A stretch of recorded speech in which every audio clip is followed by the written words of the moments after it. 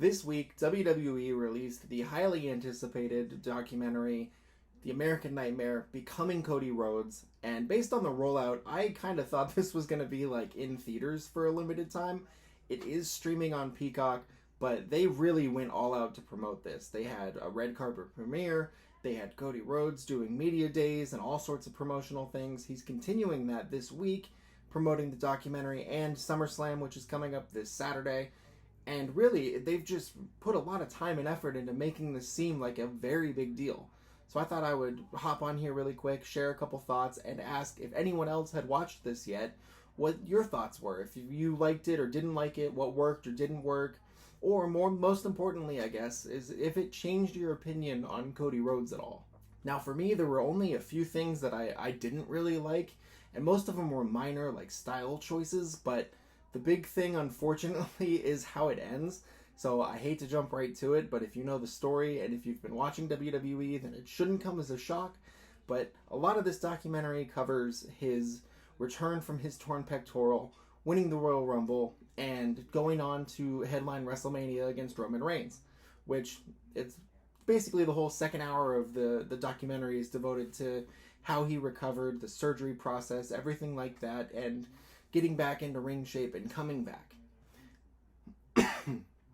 Which is all great, but anyone watching knows how the story ends. And, all of that, is a really inspiring message on perseverance just for him to lose to Roman Reigns. And it kind of deflates the ending. Like, they spend a lot of time showing the upset fans and, the fans in disbelief and, Cody's family in the front row. And, it's a kind of a bummer. He basically just, praises Roman Reigns and the run that he's been on and kind of says, in more elegant terms, I get it. Roman Reigns is on the run of a lifetime. I haven't really done a whole lot in WWE yet to warrant being the one to end that run. Like I said, that was my biggest complaint, is that I thought it was a really odd, and I don't want to rehash the whole, should he have beat Roman Reigns? Was that a big mistake to not capitalize on his heat? Everything, all the momentum he had going, I don't want to litigate that again. I just think that it's inviting that discussion to come back up, and I'm sure as more people watch this, it's going to come back up. And it feels like a bummer. It's a down note to end everything on, given how, how rah-rah and triumphant the first, 3/4 of the whole documentary are. The first hour is probably my favorite. It goes into a lot about his high school wrestling career, his relationship with his father, the American Dream, Dusty Rhodes, and his decision to move out to LA with his sister, do some acting training, and just decide, I want to come back to wrestling. And there's a lot of good stuff in there. Specifically, and it's not really talked about much, it's only maybe a 2 or 3 minute stretch, but they have this short segment where he's talking about the expectations of going into wrestling as the son of a legendary wrestler. Not just a well-known wrestler, not a good wrestler, a Hall of Fame, all-time level wrestler. And they have insights from Randy Orton and Charlotte Flair, speaking about the specific pressure that brings. And I was really interested. I could have listened to them talk about that for 15, 20 minutes. I really enjoyed that.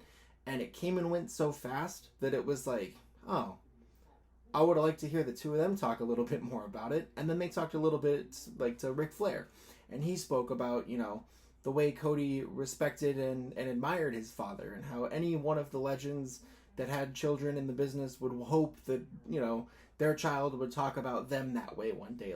The pride, the mutual pride that Cody and his father shared. The other thing I really didn't enjoy, or I guess I should just say didn't work for me, was how they framed from segment to segment. Is they kind of just have him walking through a desert, picking up old mementos or trophies or items from his past and through his career, like the Stardust boots or the dashing Cody Rhodes, the clear protective mask from when he had the hideous angle with it. And it was fine. It was just a little forced. It was a little too on the nose for me. But really, other than that, the only thing was they had Stephen Amell as the narrator. Nothing against Stephen. I know him and Cody have a very close relationship, and it made sense. But like I was watching this like in real time as the internet was finding out that Stephen Amell did a Q&A over the weekend where he just basically like called out all of the actors who were striking for like fair fair residuals, and it was interesting to watch the internet just continually pile on this dude, and like all his old co-stars be like, yeah, that's on brand. So it was jarring for me. Nothing against his narration or anything like that. It was just an interesting time to watch all of that unfold as you're listening to him like narrate this feel good story. I was also surprised like how much they went into all of the AEW stuff, and like my wife watched a little bit of it with me, and she was like, well, yeah, they're not gonna leave out like 4 years of this dude's life, like what he did. And like I don't know if I thought they were going to, or if I just was like, well, petty WWE will like find a way around it. And even still, the headlines came out of it with Triple H and his comment on Cody not wanting to be a champion in a secondary promotion. Of course, there's always going to be a way to make controversy out of anything, basically. This is wrestling. But I thought it was really cool. It was really cool to see them explain everything that he did from his release to the time he came back, like so clearly and so like directly.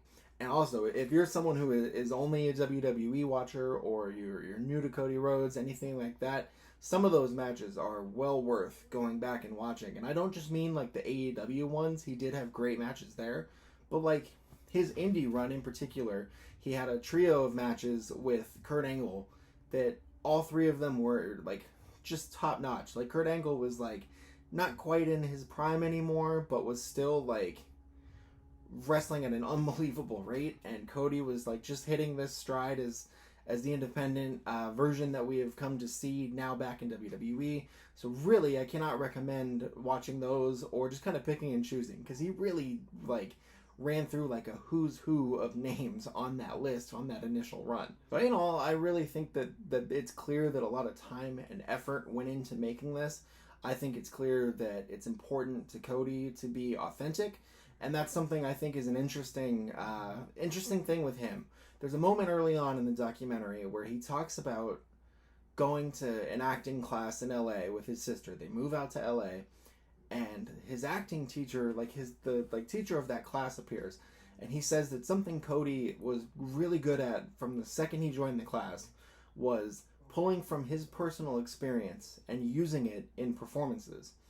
And I thought that was really interesting, because that's a criticism that I think I have heard about him specifically more than almost any wrestler today, where it's like, you know, is he really like crying? Is he really like moved by what he's saying? Is this all a big performance? Like, is he trying to, you know, play the part of like the family man who's, you know, brought to tears, or is this all sincere?